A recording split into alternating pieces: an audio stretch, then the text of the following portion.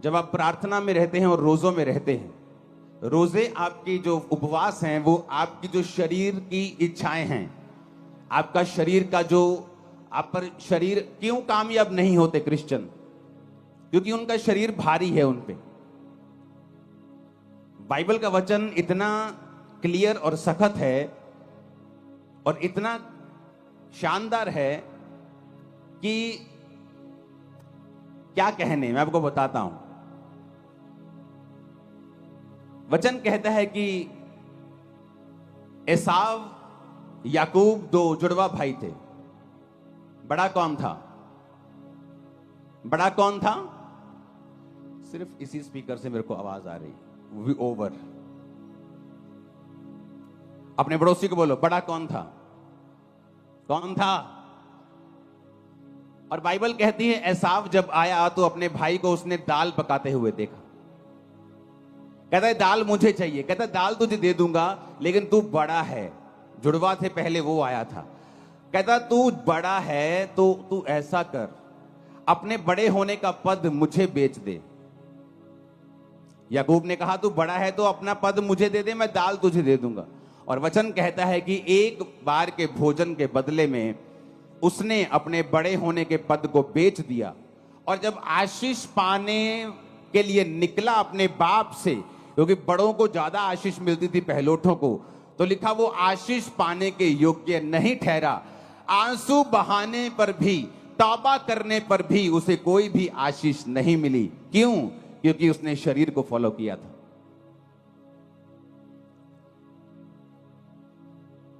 जो लोग शरीर को फॉलो करते हैं वो आशीष पाने के योग्य नहीं है। वचन कहता है कि अगर आप व्यभिचार में गिर गए, अगर आप पाप में गिर गए, अगर आप चोरी में गिर गए, तो आप सेवा करने के भी काबिल नहीं हैं उच्च पद की। वचन तो इतना गहरा है वचन। तो शैतान लोगों को नाकामयाब कैसे करता है? उनको शरीर के पीछे लगाता है, उनको पाप के पीछे लगाता है, डर के पीछे लगाता है, लोभ के पीछे लगाता है, लालच के पीछे, घमंड के पीछे, व्यभिचार के पीछे। और रोजे के उपवास क्या करता है? जब आप उपवास करते हैं, उपवास आपके शारीरिक जो आपका बॉस बन गया शरीर। अगर शरीर ने कह दिया कि रात को आपको मोबाइल देखना ही देखना है, गंदी फिल्म देखनी ही देखनी है, तो आप उसको करते हैं क्योंकि आपका शरीर भारा है, आपकी स्पिरिट हल्की है। आपका बॉस आपका शरीर है। और इसीलिए जब आत्मिक कामों में आप जाते हैं, जब आपको एक ब्रेक थ्रू की जरूरत होती है, जब आपको एक हीलिंग की जरूरत होती है, जब आपको परमेश्वर का हाथ चाहिए होता है, तब क्या होता है? तब आप चाहते हुए भी कुछ नहीं कर सकते, क्योंकि आपकी आत्मिक जो जिंदगी है वो कमजोर है। और जब आपको जरूरत होती है आप कुछ कर नहीं पाते हैं। अपने हाथों को उठाओ, प्रभु से कहो, खुदावंद मैं अपने शरीर के अनुसार नहीं, अपनी आत्मा के अनुसार चलो, प्रभु यीशु मसीह के सामर्थी नाम में। दूसरा तिमुथियुस 2 उसकी 20 से 22 आयत, उसमें लिखा है बड़े घर में ना तो केवल सोने चांदी के, पर काठ और मिट्टी के बर्तन भी होते हैं। कोई कोई आदर, कोई कोई अनादर के लिए, कोई अपने आप को, यदि कोई अपने आप को इनसे शुद्ध करेगा तो आदर का बर्तन और पवित्र ठहरेगा और स्वामी के काम आएगा और हर एक भले काम के लिए तैयार होगा।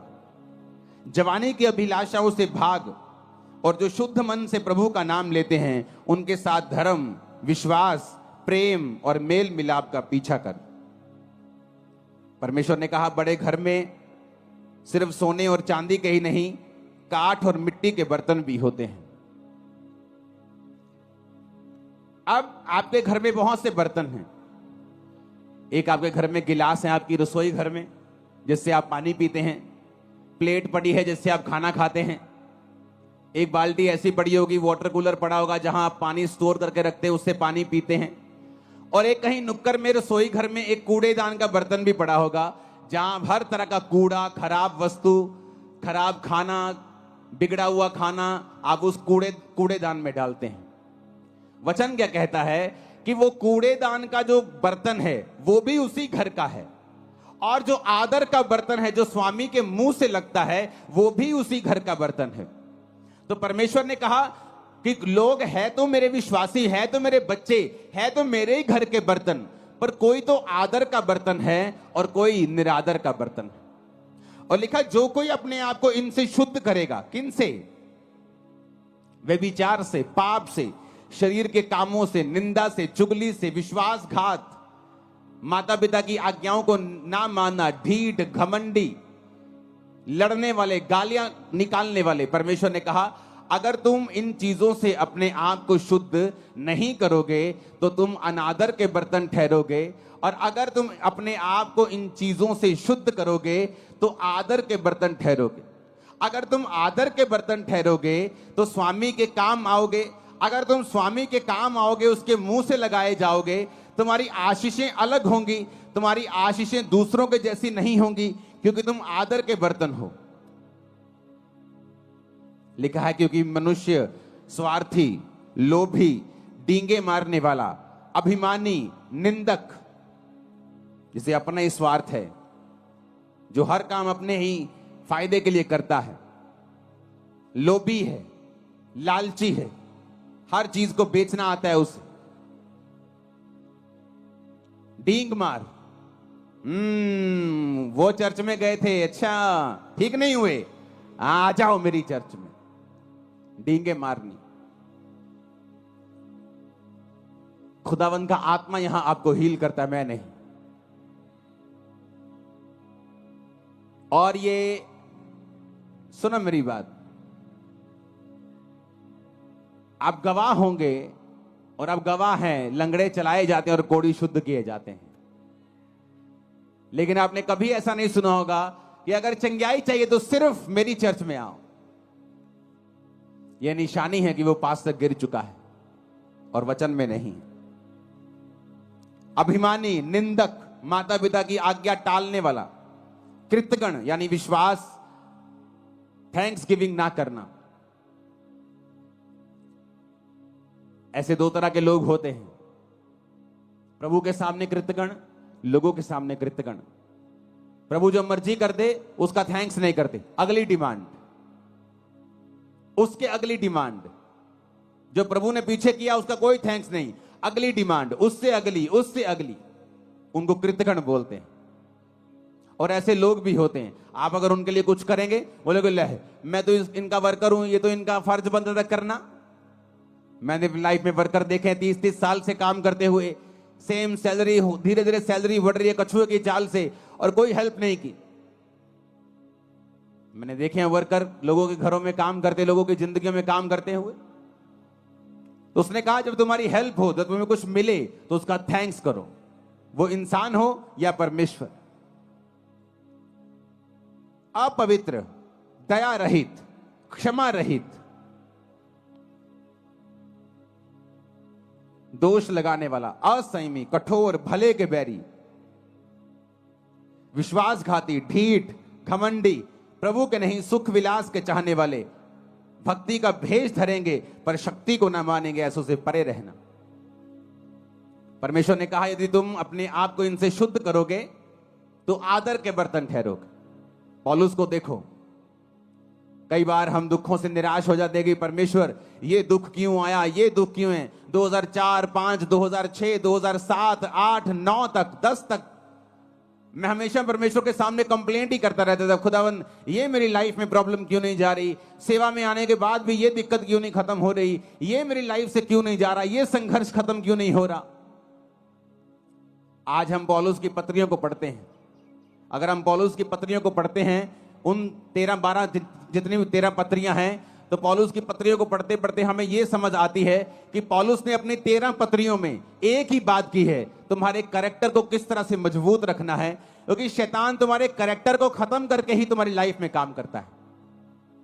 और पौलुस ने कहां से ये पत्रियां लिखी हैं? जेल में से। जेल कैसे गया? सुसमाचार के लिए, अपने पाप के लिए जेल नहीं गया। वो लोग अपने पापों के लिए जेल जाते और बोलते कि मैं प्रभु के लिए जा रहा हूं, लेकिन बाइबल कहती वो खुदावंद के कामों के लिए, लोग उससे जेलसी करते थे, वो जेल में गया। जेल में गया तो एक आम इंसान सोच सकता है कि अगर ये परमेश्वर का दास है तो फिर जेल में क्यों गया, फिर प्रभु इसको बाहर क्यों नहीं निकालता। लेकिन वचन में क्या लिखा है? वचन में लिखा है कि जब वो जेल में गया तो वो सारी पत्रियां उसने जेल के अंदर से लिखी। प्रभु को मालूम था पतरस की इतनी पत्रियां क्यों नहीं, क्यों मैं बताता हूं, क्योंकि पतरस बाहर से विकाई में था और हर टाइम बिजी रहता था, कभी वहां कभी वहां कभी वहां मीटिंग है, कभी वो विश्वासियों के पास, कभी उस कलीसिया के पास। उसकी केवल 2 पत्रियां बाइबल में है, पहला पतरस और दूसरा पतरस। अब जब सेवकाई में कोई तो चाहिए जो इस लेवल का हो, जो पतरस के लेवल का हो, जो यूहन्ना के याकूब के लेवल का हो, उसी की पत्रियां काम आएंगी।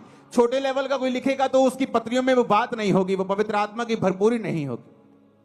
तो परमेश्वर जानता है कि पौलुस एक ऐसा जन है जो उस लेवल का प्रेरित है। और वचन क्या कहता है? वो जेल में गया और उसने पत्रियां को लिखा। परमेश्वर का उसको जेल में डालने का रीजन ये था कि आने वाले समय में इतनी सेवकाई का असर पतरस का नहीं हुआ जितना पौलुस का हुआ। आज हम किसकी पत्रियों को पढ़ के अपने कैरेक्टर को सही रखते हैं? पौलुस की पत्रियों को पढ़ के, हाँ या ना? पौलुस की पत्रियां पढ़ते हैं।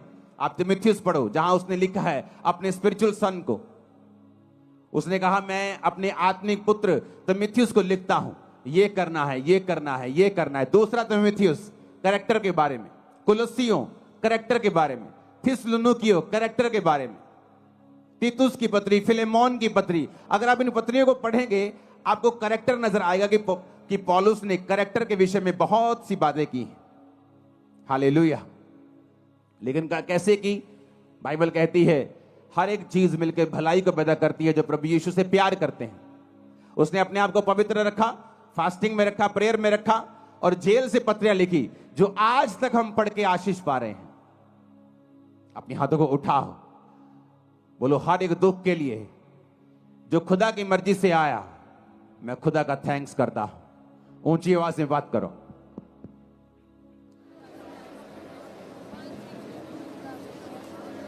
थैंक्स करो ऊंची आवाज में। और पिता मैं विश्वास करता हूं कि आप कुछ बड़ा करेंगे उन्हीं दुखों के बीच से, यीशु के नाम में। अब हम फास्टिंग क्यों करते हैं? जब शरीर आपका स्वामी है, आज आपको रोजा रखना है 5 बजे तक, लेकिन सुबह आपको इतनी भूख लगी छोले भटूरे देख के कि आपने अपना रोजा खोल लिया, क्योंकि आपका शरीर आपका स्वामी है। आप फैसला करके उठे नहीं, ये व्यभिचार से मैं दूर रहूंगा, लेकिन आज वो लड़की बड़े सुंदर कपड़े डाल के आई, आप अभी भी उसे देख रहे हैं। क्यों? क्योंकि आपका शरीर आपका स्वामी है।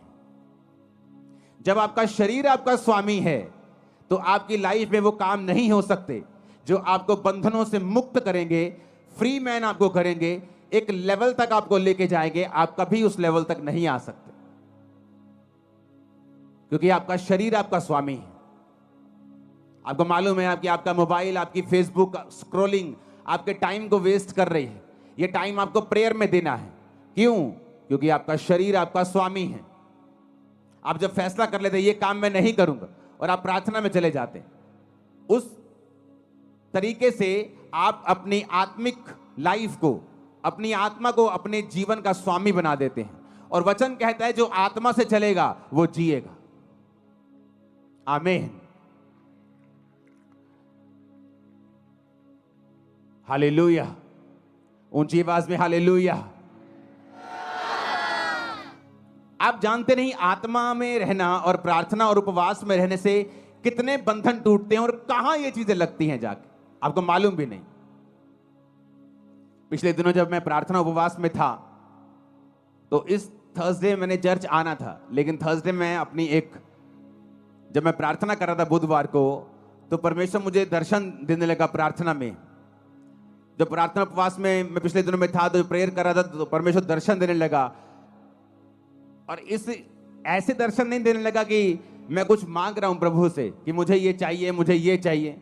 जस्ट मेरी आदत है खुदावंद की प्रेजेंस में बैठना और बैठे रहना और प्रेयर करना और बेदारी के लिए प्रेयर करना, लोगों के लिए प्रेयर करना, मेरा अपना कोई मसला नहीं है खुदावंद के सामने। मेरे मसले चर्च के होते हैं, आपके होते हैं।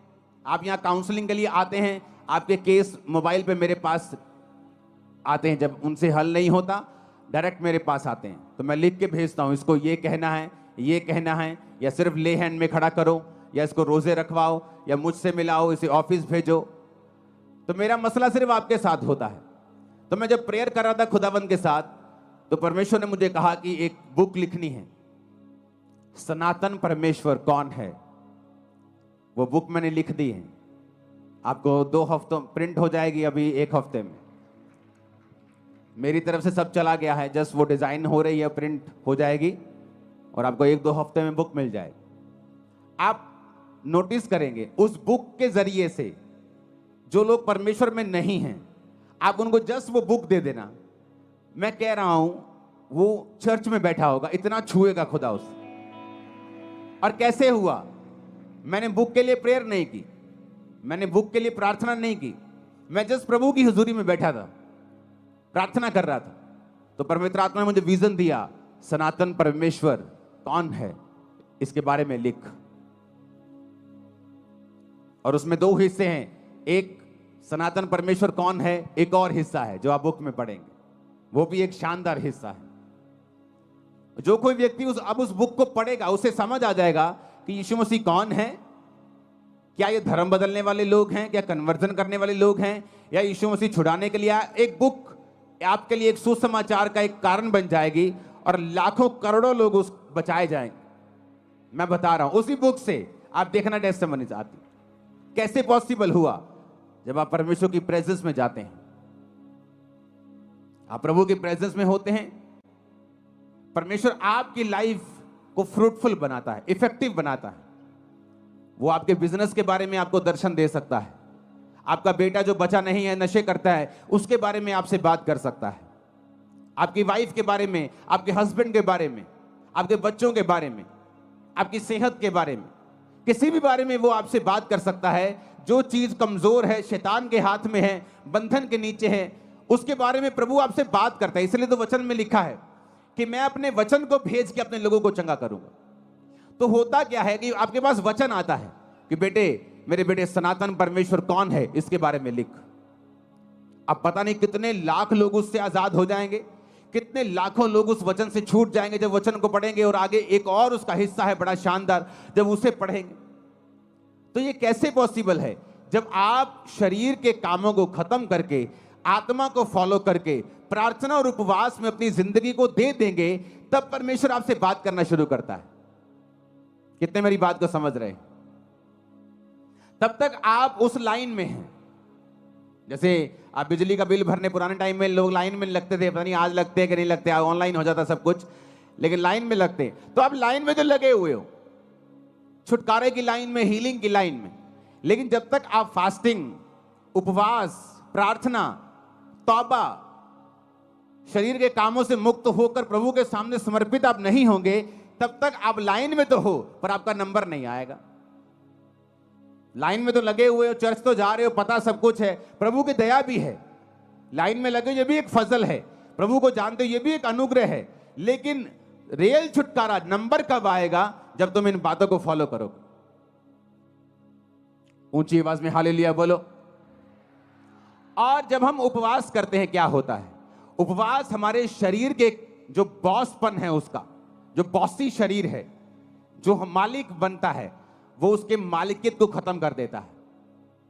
जो शरीर का प्रभाव है, पाप का प्रभाव है, गंदगी का प्रभाव है, नेगेटिविटी का प्रभाव है। मुझे आज भी याद है 2004 में जब मैं परमेश्वर में आया तो शैतान मेरे पे अटैक करता था बहुत। वचन जानने के बाद भी, प्रार्थना करने के बाद भी, सिर्फ 1, 2, 3, 4 महीने ऐसा हुआ मेरे साथ। तो जब वो अटैक करता था मेरे पे कभी कभी, तो पवित्र आत्मा मुझे पता क्या बोलता था? मुंह से बोल। मैंने फास्टिंग स्टार्ट कर दी। खाना 6 बजे खाया है, शाम को 7 बजे, 10 बजे है रात के अभी, लेकिन मेरे मुंह से निकलता, मैंने मेरी अभी से फास्टिंग स्टार्ट। जब मैं मुंह से निकालता था, प्रार्थना में बैठता था, शैतान के अटैक कम होने लगते थे। सिर्फ मुंह से निकाला, फास्टिंग स्टार्ट है। मैं फास्टिंग से, प्रेयर से, उपवास से शैतान के ऊपर मैंने फतह पाई। जब आप फास्टिंग करते हैं, आपका जो शरीर बॉस है, उसकी जो मालिकियत है, बॉसीपन है, वो खत्म होता है। वो कम शरीर जो है, उसकी जो इच्छाएं हैं, वो आप देखना फास्ट रख के, खासकर जो लोग दिन रात के फास्ट में, दिन दिन के फास्ट में ये इतना प्रभावित नहीं होता। मैं आपको बता रहा हूं, फायदा होगा, उसका फायदा होगा, प्रभु आपके प्रेयर को सुनेगा, फास्टिंग कबूल होगी। लेकिन दिन रात के जो फास्ट हैं, ये एक अलग लेवल के फास्ट है। हालेलुया।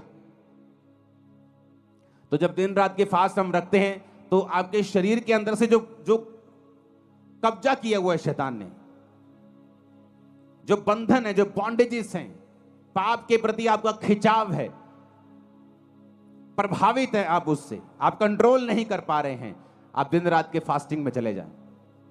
आप देखें आपकी आत्मा कैसे आपका बॉस बनती है।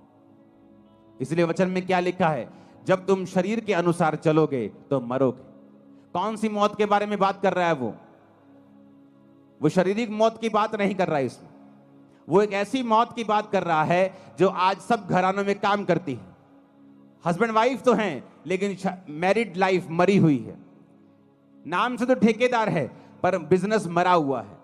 क्योंकि वचन कहता है जब तुम शरीर के अनुसार चलोगे तो मरोगे, पर अगर कहता आत्मा के अनुसार चलोगे तो जियोगे। हालेलुया। कि नाम से तो पास्टर हैं, पर सेवकाई मरी हुई है। कोई रिजल्ट नहीं, कोई उत्साह नहीं लोगों में, कोई अधीनगी नहीं, कोई लाइफ नहीं, कोई बोना नहीं, कोई प्रेयर नहीं। क्यों? आपको शरीर के ऊपर पास्टर को फतह पानी पड़ेगी, उसको पाप के ऊपर फतह पानी पड़ेगी, फिर वो लोगों को लीड कर सकता है। हालेलुया। आप जब फास्टिंग करेंगे, आपके शरीर के अंदर से वो जो पाप का प्रभाव है, जो हैवीपन है, जो अट्रैक्शन है, जो लालसा है, जो तलब है, वो खत्म होती है। आपकी आत्मा आपका बॉस बनती जाती है। और एक दिन में नहीं, या एक साल में, 6 महीने में नहीं होता। ये कंटिन्यू एक प्रोसेस है। जिस तरह मौसम बदलते हैं, गर्मी आती है, सर्दी आती है, बारिश आती है, आपकी आत्मा के जीवन में भी कई बार विश्वास में आप टॉप पे होते हैं, कई बार शैतान आपके विश्वास को हिला रहा होता है, मौसम आते हैं। पर जब आप कंटिन्यू फास्टिंग में और प्रेयर में रहते हैं, आप हर मौसम से निकल जाते हैं और आगे बढ़ते हैं। फिर समय आता है जो वचन में लिखा है कि फिर समय आने पर मैं तुझे फल दूंगा। समय आने पर तू फल लेके आएगा। जिस तरह वचन में लिखा है भजन संहिता 1 में कि समय आने के ऊपर तेरे पत्ते तो हरे रहेंगे क्योंकि तू नदियों के किनारे लगा हुआ है, लेकिन समय आने पर फिर फल भी आएगा, गवाहियां भी आएंगी। आमीन। ऊंचे वाला चाहिए चर्च, ऊंची आवाज में आमीन बोलो। हालेलुया। ऊंची आवाज में हालेलुया बोलो।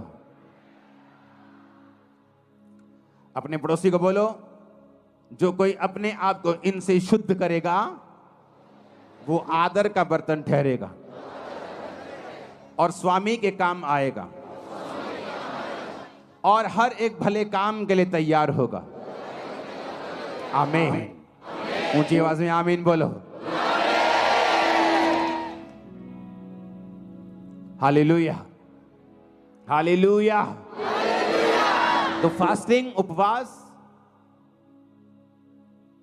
मसीही जिंदगी एक डिसिप्लिन वाली जिंदगी है। अगर आप मसीही हैं और आपकी लाइफ में डिसिप्लिन नहीं है, तो एक्चुअल में आप डिसाइपल नहीं, आप चेले नहीं।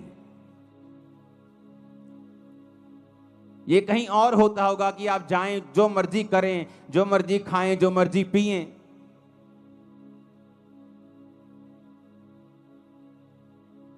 लेकिन मसीह में ऐसा नहीं होता। यीशु मसीह ने कहा अगर तू इनसे अपने आप को शुद्ध करेगा तो स्वामी के काम आएगा, आदर का बर्तन ठहरेगा। क्योंकि बड़े घर में आदर के बर्तन भी होते हैं और निरादर के बर्तन भी होते हैं। तू देख, अपने आप को परमेश्वर के घर का आदर का बर्तन ठहराना चाहता है या निरादर का बर्तन ठहराना चाहता है? हालेलुया। बड़े घरों में आपने सोने के बर्तन देखे होंगे, ये जी बोन चाइना का सेट लेके आए हैं जी 15,000 का। कभी कूड़ेदान लेके आए हो 20,000 का, 25 कूड़ेदान लेके आए हो कभी कि 1,00,000 रुपए का कूड़ेदान लेके आए हैं जी। सोने के इसमें ओरिजिनल 24 कैरेट गोल्ड का उसमें लाइनें लगी हुई हैं। आप कभी नहीं करोगे। आप कूड़ेदान लेके आओगे बस मजबूत सा दे दो जी, कूड़ा डाले तो टूटे नहीं। लेकिन बर्तन लेके आओगे शानदार, जिससे पीना है, जिससे खाना है। काम हमारे निरादर के बर्तन वाले हैं और प्रभु से हम कहते हैं कि हमें आदर क्यों नहीं मिल रहा, मेरा बच्चा मेरा आदर क्यों नहीं करता। तुम प्रभु का आदर नहीं करते, लोग तुम्हारा आदर नहीं करते। मेरी फैमिली मेरे अधीन नहीं है जी, तुम परमेश्वर के अधीन नहीं हो, इसलिए तुम्हारा परिवार तुम्हारे अधीन नहीं। मेरा पति मेरी बात नहीं सुनता, तुम प्रभु की बात नहीं सुनती, इसलिए तुम्हारा पति तुम्हारी बात नहीं सुनता। सब कुछ जुड़ा हुआ है। तुम आत्मा में कामयाब हो जाओ, शरीर में कामयाबी तुम्हारे पीछे पड़ के मिले, तुम्हें मिलेगी, बाइबल कहती है। आत्मा में कामयाब हो जाओ, शरीर में कभी भी फेल नहीं हो सकते तुम लोग, कभी भी, नेवर। वो लाइन चेंज कर देगा तुम्हारी, लेकिन फेल नहीं होने देगा। हालेलुया। मसीह जिंदगी डिसिप्लिन वाली जिंदगी है। मसीह में आके भी डिसिप्लिन नहीं है। अगर उन्हीं चौकों में खड़े होकर लड़कियों को छेड़ना है, अगर वैसे ही काम करने, वैसे ही मोबाइल चलाने, उन्हीं ब्लॉगर्स की तरह वैसे ही ब्लॉग बनाने और गालियां निकालनी है, अपने आप को क्रिश्चियन बोलना छोड़ दो। तुम उन लोगों की तरह नहीं हो। हालेलुया। जो लोग सुनते हैं संसारिक और शारीरिक गाने, मैंने क्रिश्चियन लोगों की शादियों में बजते हुए देखे हैं गाने, शराब के गाने, कोट कोट पिला दे, शराब के गाने क्रिश्चियन लोगों की शादियों में। इमेजिन करो कैसी बरकत परमेश्वर देगा उन्हें। सोचो, जहां बरकत होनी चाहिए, जहां प्रभु की प्रेजेंस होनी चाहिए कि एक जोड़ा सदा के लिए मिल रहा है, वहां पे खुदा की अगर प्रेजेंस होगी तो उनकी लाइफ में बरकत आएगी, और वहां शैतान की प्रेजेंस होती है। आप किस चीज से सुनते हैं बताओ? उस अंग का नाम क्या है? बोलो। कान से? कहां है कान? ये कान नहीं, इससे नहीं सुनते आप, मालूम है कि नहीं?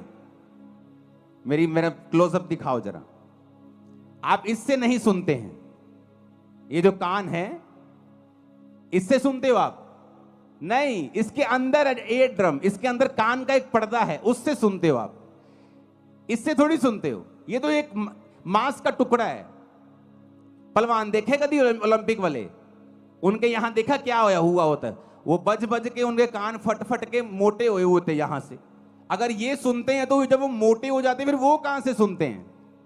वो तो अंदर से सुनते हैं भाई, इधर से। कान के अंदर जो होल है, यहां एक, वहां अंदर आवाज जाती है, कान का पर्दा उसे रिसीव करके सिग्नल भेजता है, दिमाग में जाते हैं तो आवाज आती है। ये थोड़ी सुनता है। फिर ये बनाया क्यों है? बात तो ये है, प्रभु ने कोई चीज फालतू में तो बनाई नहीं है। अगर मैं इसे हटा दूं, आप कई लोगों का देखोगे एक्सीडेंट में कान उखड़ जाता है, उनके कान होता ही नहीं है, फिर भी वो सुनते हैं। लेकिन परमेश्वर ने बनाया क्यों है फिर ये कान? अगर आप ध्यान से देखें एक पिक्चर में, कान और स्त्री का गर्भ दोनों सेम शेप के होते हैं। इधर लेफ्ट साइड पे स्त्री का गर्भ है, यूट्रस है, जहां बच्चा होता है। बच्चा और कान दोनों सेम शेप के होते हैं। दूसरी फोटो भी है आपके पास। कान और बच्चा और स्त्री का गर्भ, पिछली फोटो दिखाओ, दोनों सेम शेप के होते हैं। परमेश्वर ने जब कान अंदर बनाया तो परमेश्वर चाहता था कि इंसान जो है इस बात को समझे कि मैंने कान का बाहरी हिस्सा वो ऐसे भी छोड़ सकता था, यहां फ्लावर बना सकता था ऐसे सुंदर करने के लिए, लेकिन उसने गर्भ की शेप को लिया और तुम्हारे कान पे चिपका दिया। क्यों? क्योंकि परमेश्वर ने तुम्हें बहुत केयरफुली डिसाइड करने के लिए बोला है कि तुम अपनी लाइफ में क्या सुनोगे और क्या नहीं सुनोगे। क्यों? जब औरत के गर्भ में बीज जाता है तो वो बच्चा पैदा करता है, और जब परमेश्वर ने कहा तुम्हारा कान जो गर्भ की शेप का है, जब इसके अंदर बीज जाएगा, वो चाहे अच्छा बीज हो चाहे बुरा बीज हो। एक चोर का जब शादी होता है तो उसके भी बच्चा होता है। एक जादू टोना तांत्रिक, एक बंदों को मारने वाला एक कातल, जब वो भी शादी करता है तो बच्चा पैदा होता है। एक धर्मी जब शादी करता है तो भी बच्चा पैदा होता है। तो बच्चा अच्छा है या बुरा है, ये निर्भर करता है कि कौन उसे पैदा कर रहा है। परमेश्वर ने तुम्हारे कान को गर्भ के जैसा इसलिए बनाया है कि परमेश्वर कहता है कि कान के अंदर क्या डलेगा, अच्छा या बुरा, ये तुम डिसाइड करोगे। जैसा तुम डालोगे तुम्हारी जिंदगी का फल वैसा ही होगा, अच्छा या बुरा।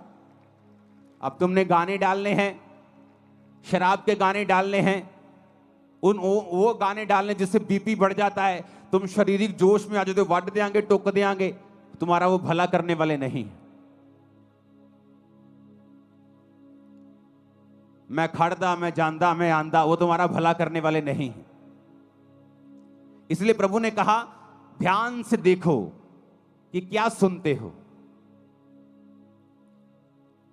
जब मैं चर्च में से वापस आया करता था तो मेरी आदत थी हिंदी गाने सुनने की, तो हिंदी गाने में सुनता था। और एक दिन पवित्र आत्मा ने मुझे प्रेरित किया, तो मैंने अपने भाई से, क्रिश्चियन भाई से पूछा, मैंने कहा क्या बेनीहीन गाने सुनता है? जैसे मैं हिंदी गाने सुनता हूं, बेनीहीन भी इंग्लिश गाने सुनता है फिल्मों के? कहता नहीं यार, वो नहीं सुनता होगा। मैंने कहा अगर वो नहीं सुनता होगा तो मुझे भी नहीं सुनने चाहिए। अगर मुझे प्रभु में बढ़ना है तो हिंदी गाने सुनता हूं तो मुझे मेरे अंदर वही फीलिंग्स आती हैं। तो अगर वो भी फीलिंग्स आएंगी, चर्च जब मैं जाके सॉन्ग प्रभु का सुनता हूं तो वो आत्मा वाली फीलिंग आती है। तो मैं अपने शरीर को दो चीजों से भर नहीं सकता हूं। एक ही सोते से खारा और मीठा दोनों पानी तो नहीं निकल सकते, तो चुनाव करना पड़ेगा। उस दिन से कैसेट्स होती थी, तब सारी फेंक दी थी, कोई गाना नहीं सुनना। और पवित्र आत्मा कैसे भरता है? जब मैं सॉन्ग सुनता था, ये सुखविंदर साथ होता था सॉन्ग 2004 से 5 से, जब गीत गाते थे, सॉन्ग सुनते थे, तो वो सॉन्ग सारा हफ्ता दिमाग में बजता था जब तक अगली मीटिंग नहीं आती थी। 3-4 दिन वो सॉन्ग बजी जाना आत्मा में, जब तक कोई और सॉन्ग नहीं सुन लेना। तो उस वजह से पवित्र आत्मा से हम भरपूर रहते थे, सब लोग जितने इस नियम के ऊपर चलते थे। तो परमेश्वर ने कान क्यों बनाया, उस फोटो को देखेंगे। परमेश्वर ने कान गर्भ के जैसा क्यों दिया है, जबकि जो सुनने वाली चीज है वो तो अंदर है। कान का पर्दा तो अंदर है। लोग बोलते जी मेरे थप्पड़ मारा किसी ने, कान का पर्दा फट गया, अब सुनता नहीं। अगर इस कान से सुना जाता तो ये फटता तो कान नहीं सुनता, पर अंदर का पर्दा फटता है तो कान नहीं सुनता। क्योंकि ये परमेश्वर ने गर्भ के जैसा बनाया है, ताकि जो कुछ तुम अंदर लोगे, गाने, गालियां, सांसारिक चीजें, किस दोस्त के साथ आप बैठ रहे हो, ऐसा दोस्त जो आपके साथ जब बैठता है, जब आप उठते हैं तो आपका विश्वास कम हुआ होता है, वो आपके अंदर नेगेटिव चीजें डालता है। ओ ठीक है चर्च, ओ कदी कदी चल जाया कर, उन लोगों ने भी बना के रखनी है, ओ ले एक चर्च है जी सारे लोगों का वखरा ही कर देती है, और आप थोड़ी आप क्या सुनते हैं मायने रखता है। आप अगर नेगेटिव सुनेंगे और उस नेगेटिव को कैंसिल नहीं करेंगे, आपने मान लिया कुछ नेगेटिव सुना और आपको मालूम नहीं है कि उसे कैंसिल करना है, उसे रिजेक्ट करना है, ऐसे लोगों के पास नेक्स्ट टाइम मत बैठें जहां बैठने पर आपका विश्वास कमजोर होता है। कुछ महीनों के लिए त्याग दें। वो दोस्त जो मैंने 2007-8 में त्याग दिए, 15-16 साल बाद मुझे मिलते हैं आज, लेकिन आज मेरी बातों का असर उन पे होता है, उनकी बातों का असर मेरे पे नहीं होता। क्यों? एक समय था अगर क्रिश्चियन होने के बाद भी अगर मैं उनके साथ रहता तो हो सकता उनकी बातों का असर मुझ पे होता। जब मैंने अपनी 10th को कंप्लीट किया था तो मेरे कई नए दोस्त स्कूल से बाहर बने थे, और उसमें से एक दोस्त मेरा ऐसा था जिसका मेरे ऊपर बहुत प्रभाव था। मोस्टली मेरा प्रभाव मेरी टीम पर, मेरे लोगों पर होता था, लेकिन एक दोस्त ऐसा था जिसका प्रभाव मुझ पे होता था, जो मुझे प्रभावी लगता था। अगर वो मेरी लाइफ में होता क्रिश्चियन बनने के दौरान, मैं आपको बता देता हूं, अगर वो मुझसे कहता तो हो सकता है मेरा विश्वास वो ना होता, क्योंकि मसीह में आने के बाद बहुत सी दिक्कतें मुझे हुई। मेरी फैमिली ने मुझे त्यागा, छोड़ा, लोगों ने मुझे डांटा, रिश्तेदारों ने मेरी डांट लगाई, मुझे मेंटली बहुत सा डिस्टर्बेंस पैदा करने की मेरी लाइफ में कोशिश हुई। शैतान ने डिस्टर्ब अलग किया, बीमारियों ने अलग किया, लोगों ने अलग किया।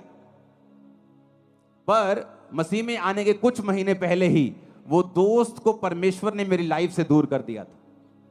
और अब तब मुझे मालूम हुआ कि इतनी स्टूपिड सी चीज के ऊपर हम कभी भी अलग नहीं हो सकते थे, लेकिन हम हुए। लेकिन कुछ साल पहले हमारा फिर मेल मिलाप हुआ। आज मेरी बातों का असर उस पर होता है, उसकी एक भी बात का असर मेरे पे नहीं होता। टाइम होता है, एक समय होता है, खुदावंद आपकी बोलता है सहेली छोड़ दे मेरी बेटी, अपने दोस्त को मेरे बेटे छोड़ दे, अपने इस रिश्तेदार को छोड़ दे, कुछ साल के लिए अलग हो जा, अपनी लाइफ बना, अपना कैरियर बना। अरे यूपीएससी एग्जाम में भी, संसारिक सफलता लेने के लिए भी बच्चे जो हैं कुछ देर के लिए अलग हो जाते हैं। माता पिता अपने शहर को छोड़ के बच्चों के साथ दिल्ली चले जाते हैं एग्जाम की तैयारी करने के लिए।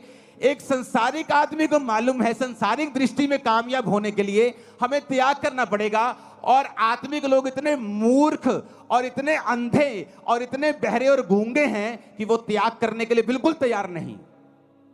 उन्हें लगता है कोई त्याग करने की जरूरत नहीं, घर में बार बनाओ कोई प्रॉब्लम नहीं, घर में शराब पियो कोई प्रॉब्लम नहीं, कैसी भी संगति करो कोई प्रॉब्लम नहीं, कहीं भी जाओ कोई प्रॉब्लम नहीं, चर्च भी जाओ उधर भी जाओ, जब उनका प्रोग्राम आता है उस धर्म का आता है उधर भी जाओ, सब जगह जाओ।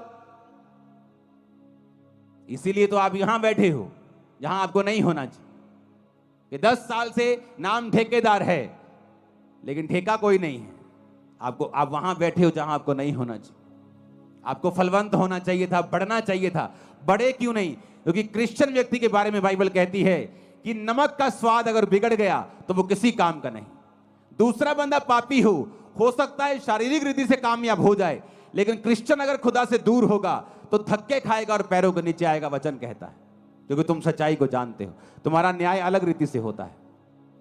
दूसरा गाने सुन के कामयाब हो सकता है, संसारिक दृष्टि से, आत्मिक दृष्टि से वो भी एक नाकामयाब व्यक्ति है, लेकिन तुम शारीरिक और मानसिक और आत्मिक सब दृष्टि में नाकामयाब हो सकते हो, क्योंकि तुम्हारा न्याय अलग रीति से होता है। तुम प्रभु के लोग हो, तुम वचन जानते हो, सच्चाई जानते हो, तुम जानते हो तुम उजाले में हो, तुमने उजाले का स्वाद चखा है, तुम परमेश्वर को जानते हो। हालेलुया। जब सुबह अपने कानों में कंघी, जब अपने बालों में कंघी करने के लिए उठोगे तो अपने कानों पे ध्यान देना और सोचना कि आज मुझे क्या सुनना है, इस गर्भ के अंदर मुझे क्या लेके जाना है, अच्छा बीज या बुरा बीज। अच्छा बीज लेके जाऊंगा तो अच्छा फल लाएगा, बुरा बीज दूंगा तो बुरा फल आएगा। जमीन नहीं देखती, अब आम बो दोगे भी आम उगा देगी, आप डोडे बो दोगे डोडे उगा देगी, आप कांटे बो दोगे, कैक्टस बो दोगे कैक्टस उगा देगी। जमीन नहीं देखती, जमीन बोलती मुझे बीज दे मैं तुझे उगा दूंगी। कान भी, जीवन भी देखता नहीं क्या अच्छा है या बुरा है, वो तुम्हारा डिसीजन है, वो पावर तुम्हारे पास है, अंगों के पास नहीं है। जमीन के पास उगाने की पावर है, तुम्हारे अंदर उगाने की पावर है, लेकिन उगाना क्या है ये तुम्हारे ऊपर निर्भर करता है। ऊंची आवाज में हालेलुया बोलो, ऊंची आवाज में फिर से हालेलुया बोलो।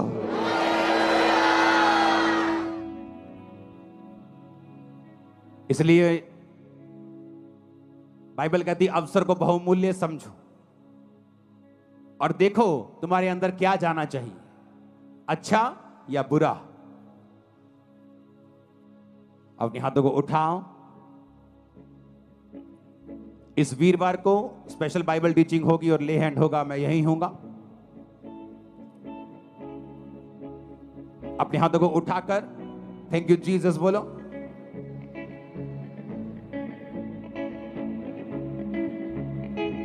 हिलाओ अपने हाथों को।